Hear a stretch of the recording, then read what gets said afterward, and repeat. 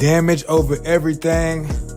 My name is King Mo, and I'm here to discuss fights over the past weekend.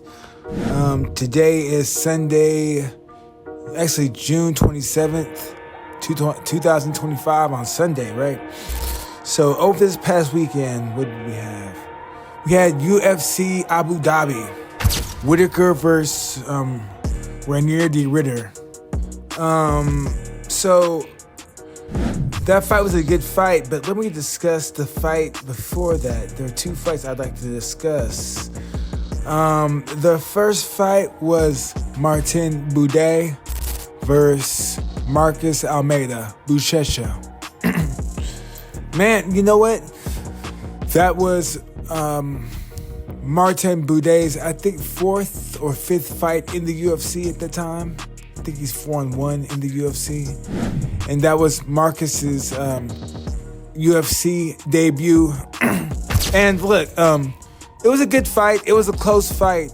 I just think that the experience from Buday was a little too much at that time. Not a little too much. More than anything, I think that Buchecha just didn't perform how he could have when it came down to it. He's only 5-1, 5-2 now. He's only had about 7 fights. Buday has had twice the amount of fights as him. But now I think that Marcus will have more self-belief in what he can do. Because he could have won the fight. He could have done more to win the fight. I'm not going to discuss what he could have done, but he knows what he could have done to win the fight.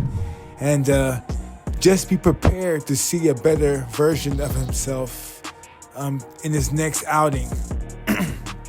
Then Muslim Salikov versus Carlos Leal. I think that's his name. I'm just going off the top of my head right now. But look, I trained Muslim for about 2 fights, and he is skilled, especially now that he's gained the confidence to be able to relax and strike. Because before, he could relax and strike, but he was always tense, looking to land the big shot. Now, his timing is there, his power is there, his speed is there, and his technical ability and tactics, they're there as well. He's in with a good team out in Colorado. I'm not too sure of the name, but they're doing a good job with him. Good job, Muslim. Keep it up. Amanda Hebus versus Tabitha Ritchie. Man, Ritchie is tough. She's a hell of a fighter. Both ladies are. I've seen what Amanda Hebus can do. And Amanda Hebus is a beast. I mean, years ago when she was working with Coach Bahumpa at American Top Team, she was looking like her star was shining bright. Now, I'm not sure if it's injuries or whatnot, but I hope she can get it together and get back to what she can do. And that's win at a high level. So the main event was a good one. I picked RDR to win, and he won via split decision. And it was a close fight. First round, you can see that RDR was not too comfortable in there. And he was bothered by Robert Whitaker's speed and his movement. Robert Whitaker went out there with his hand low, popping his jab, making RDR freeze and miss from his feints. And he did good. He looked sharp at the first round. But RDR finished kind of strong, In the second round, RDR started landing his jab and landing his knee. And I thought he won that round. He got a takedown, I believe. I'm just going off my memory, so I might be wrong. In the third round, RDR hurt Whitaker and then got clipped with the overhand right. And I thought he was done for. But RDR showed the resilience of a champion, hung on strong, and then got his own takedown and finished on top. Now, look, that's pivotal because if Robert Whitaker could have stayed on top and done more damage, that round could have been a 10-8 round. Let's be real.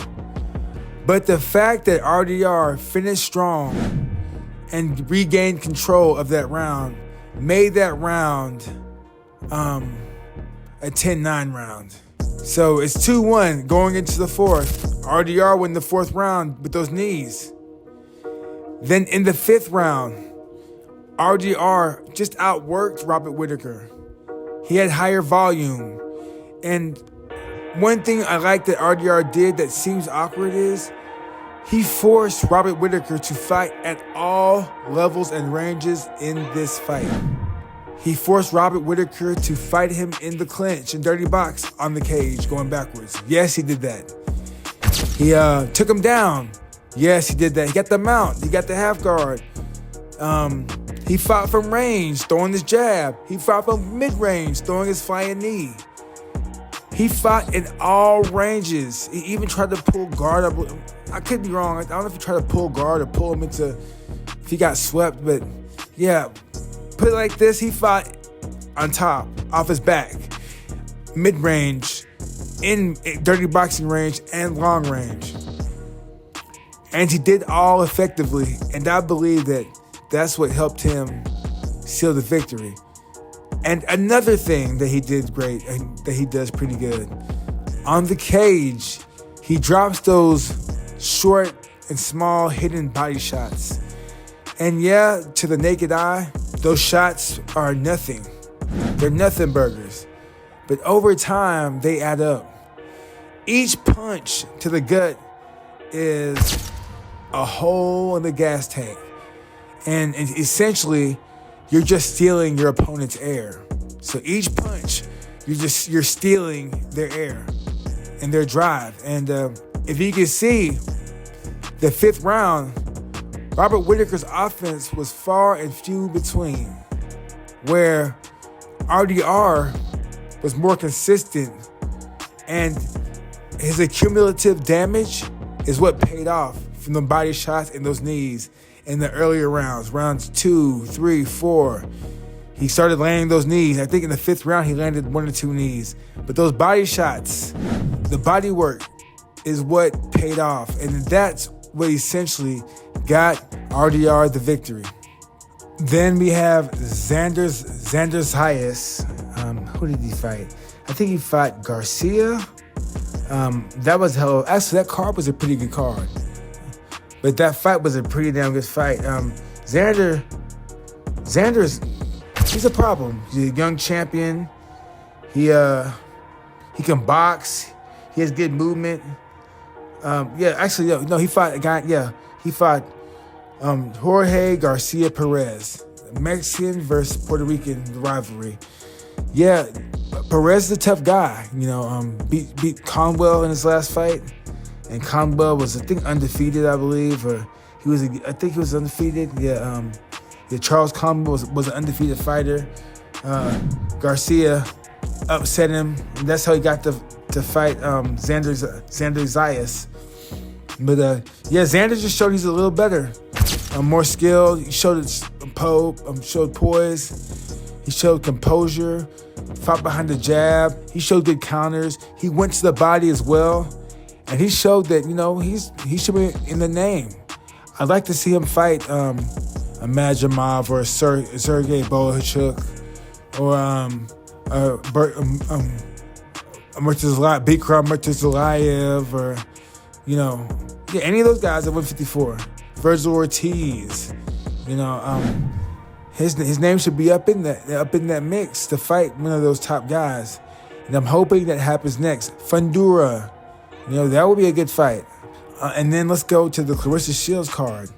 Let's start off with the co-main event. Tony Harrison fighting Edward Diaz. This was Tony Harrison's middleweight debut. Now let me tell you something. Super Bad showed that he is super bad.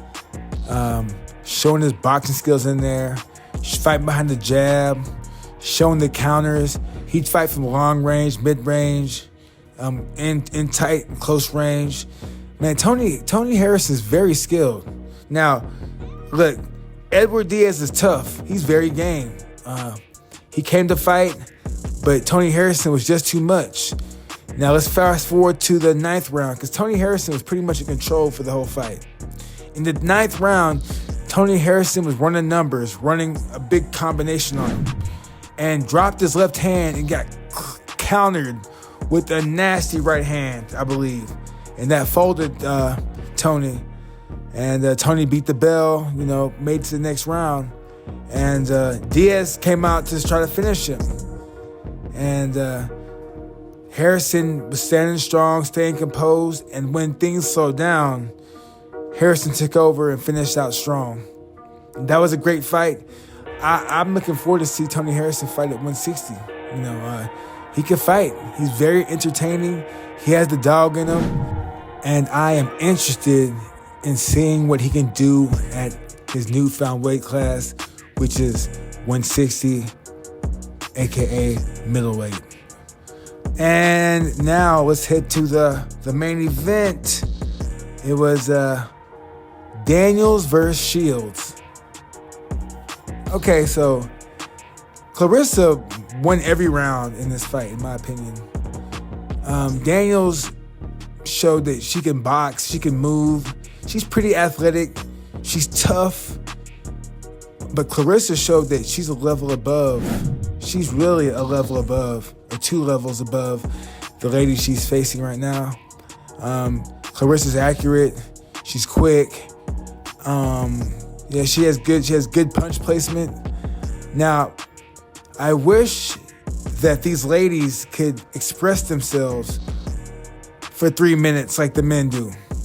And I wish these ladies could express themselves for 12 rounds in a title fight like the men do.